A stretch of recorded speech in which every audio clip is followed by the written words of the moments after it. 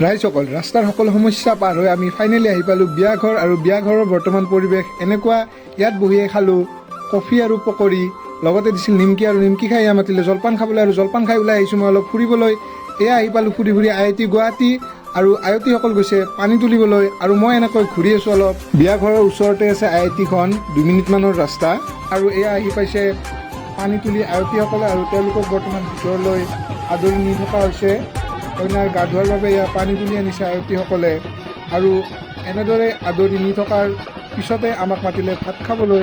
খানা বৰ সুন্দৰ হৈছিল বিয়াৰ।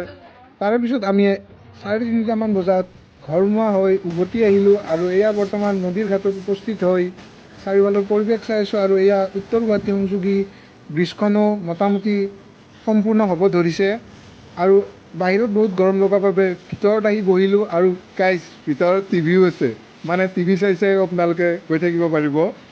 আৰু পুনৰ ওলাই আহিলোঁ বাহিৰত, কাৰণ বঢ়িয়া বতাহ দি আছিল নদীৰ। এনেদৰে নদীৰ পৰিৱেশ আমি চাই, চাৰিওফালৰ দৃশ্য চাই গৈ আছোঁ ঘৰমুৱা হৈ। বাই বাই উত্তৰ গুৱাহাটী, আমি পুনৰ গৈছোঁ ঘৰমুৱা গুৱাহাটীলৈ। লগ পাম নেক্সট এটা ভিডিঅ'।